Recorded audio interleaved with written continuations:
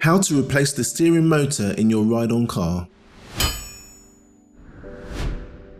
In this video, we're going to show you how to replace the steering motor in your ride-on car. If your motor begins to develop a fault, don't worry, as the motor is one of the easiest parts to troubleshoot on your ride-on car. All motors and gearboxes, regardless of voltage, look and work in the same way. The connections are usually identical. However, the locations of the connections can vary. In this video, we're going to show you how to replace the steering motor. You will need a crosshead screwdriver, a set of pliers, if your steering rod is secured by a split pin. Let's get to it. First, begin by removing the seat from the car. This is most commonly secured with a Phillips head screwdriver.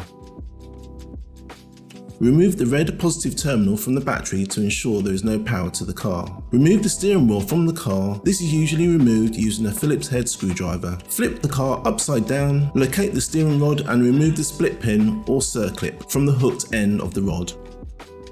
Pull the hook from the body of the car. Set this aside.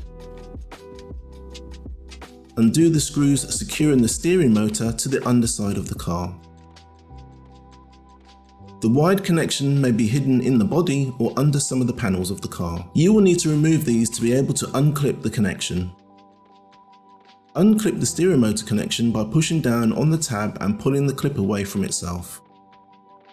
You can now remove the motor from the car. Connect the new steering motor wire connection.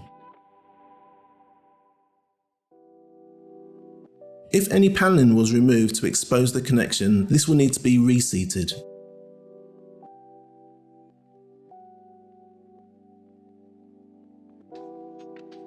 Secure the steering motor with the screws that were previously removed.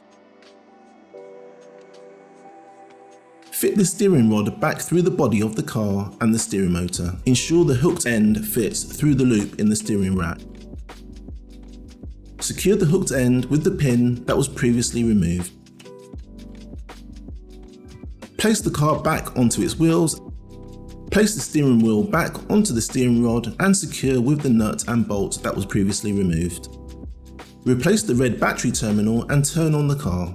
Test the steering using the controller to ensure that the motor is working properly and there are no obscure noises coming from it. Once satisfied the motor is operating correctly, replace the seat and secure with the screws that were previously removed. And that's it! You have successfully replaced the steering motor on your ride-on car.